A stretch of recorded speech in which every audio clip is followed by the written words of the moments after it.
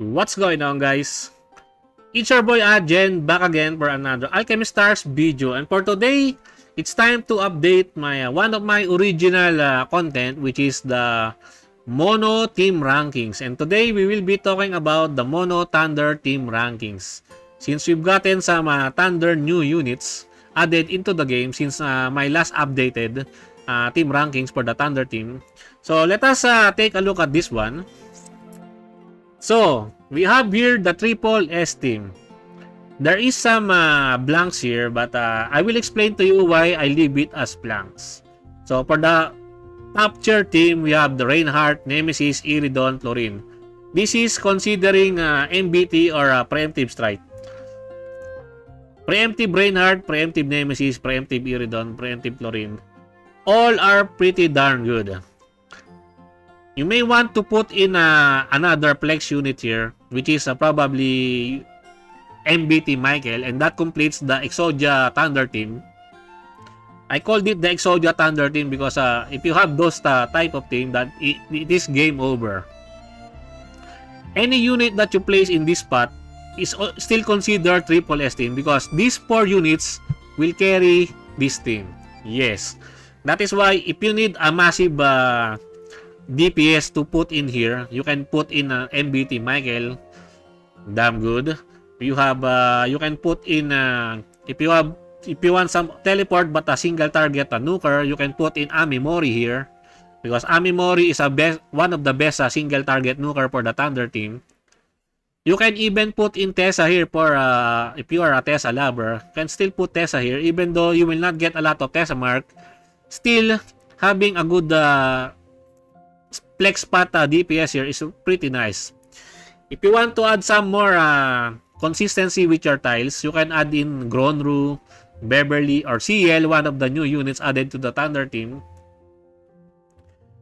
This team is pretty damn flexible. And also, as I've said, this 4 alone will carry the entire team. So no matter who you put in the last slot, it is still a top tier team. You need some heals, put in Roy, put in Nadine, or maybe put in some Unimet for also some tile convert. What else can you put here in the Thunder team? Maybe you want to have some all-out attack. You can put in Queen here because Queen also is one of the added units in the Thunder team. And that one is still very powerful. And then if you want, if you are fighting something like Fujikumo that summons a lot of mobs, you can put in Requiem here, and that team will still rock. Now for the next team, the SS Plus team, this one is a variation of this one. Just remove one of the 4 core units here and make it a 3 core unit. Something like Reinhardt, Iridon, Florin, or Reinhardt, Nemesis, Florin. In my honest opinion, the Reinhardt, Nemesis, Florin is much easily accessible in comparison to the Reinhardt, Iridon, Florin Holy Trinity because Iridon's preemptive strike is locked on her MBT, which is very expensive. If you're not a whale or you're not lucky enough to get Iridon on your off-banner pools, then yeah, this one is a whale property unless you are really lucky. And then this one is easily much accessible for me in my honest opinion. But based on these two alone, these 2 team composition alone, both are still pretty good, top tier. You can fill in the blanks here as I've said in my comments here in the top tier team here. You can just fill in the blanks based on the available units that you have.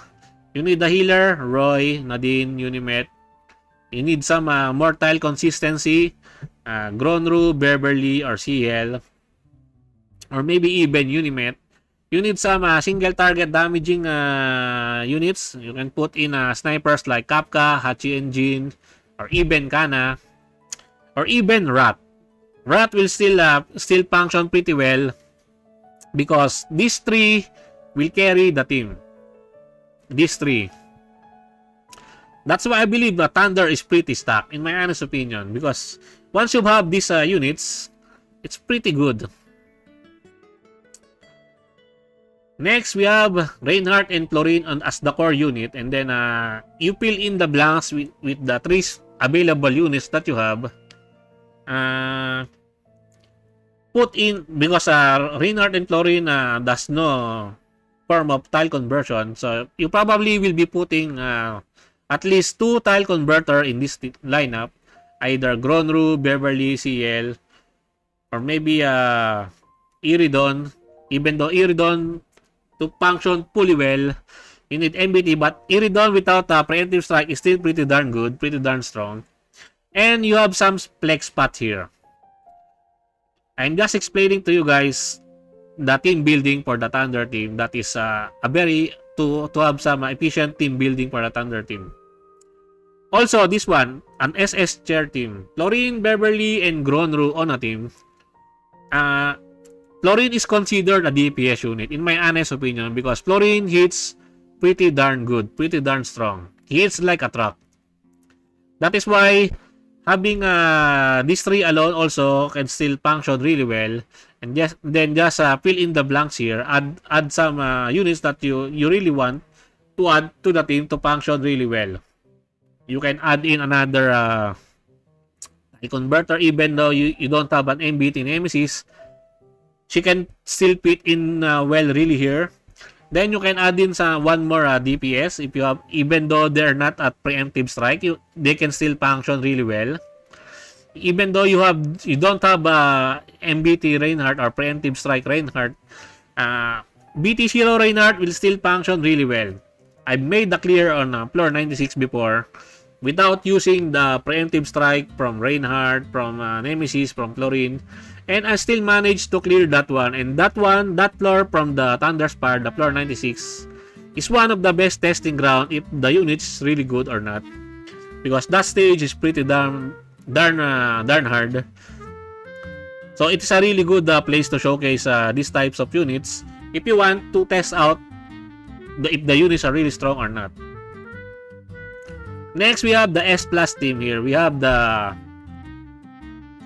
Tessa, Beverly, Roy, Luke, and Requiem. Now, this is a Tessa focus team. I've explained it a lot of times before. I've made a lot of videos regarding Tessa because Tessa is one of my favorite units in the game. The way Tessa works is that you want to fill in the team members with Thunder units that has a very low cooldown, or units that can spam their active skill every turn. That's like Luke.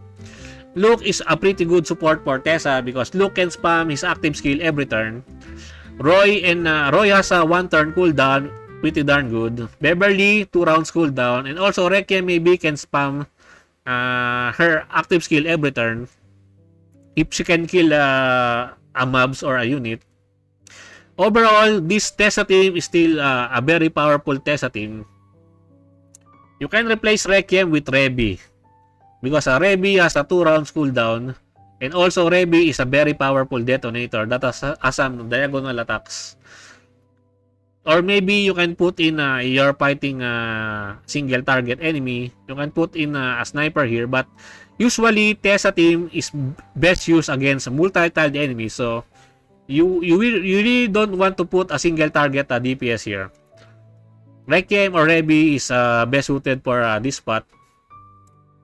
And then lastly, we have the F2P team. I call this an F2P because Tessa is easily accessible because she is a 4-star.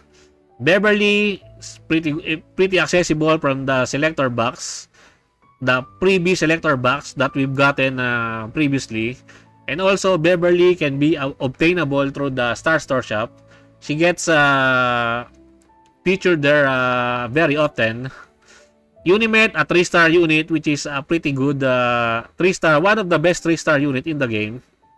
And Tessa really likes Unimet because Unimet has a 1 round cooldown, and also Unimet has a lot of utility because Unimet can tile convert, can give you some attack buff, can give you some recovery items, and Unimet can also heal.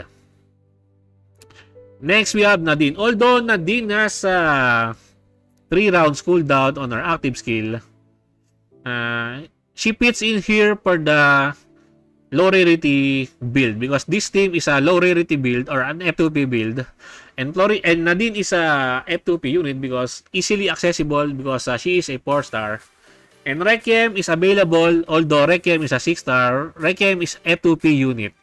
You can get Requiem from the old seal. She is one of the legendary Aurorians, and Requiem is very strong, very powerful, worth level 80 her, in my honest opinion. So yeah, that sums up my Mono Thunder team rankings. There really isn't much change from the previous one because the only Thunder units that we've gotten since I've last updated my Mono Thunder team rankings was we've got Queen, we've got Sanae, and we have CL. Only 3 units added into the Thunder team. Both of them are really good. You can just, as I've said, you can just fill in the blanks here, whatever team build that you want to put them in. Queen and Manae or Sanae can still fit here as your flex DPS. And also CL can still fit in also here because CL is a really good unit because CL is just like Beverly, although CL can convert a different type of color. Yeah, CL is really good. I wish I have CL, but sadly I was not able to get CL during the Alterlin's banner. I was not able to get her. It is what it is. It is what it is. Anyways, that's it for my Mono Thunder team rankings. And I think that's it for me for today, guys. I hope you enjoyed this video. Please leave a like and subscribe. I would really appreciate it if you can help me grow my channel more. And thank you to everyone who are supporting my channel. I appreciate every one of you. Until next time, peace.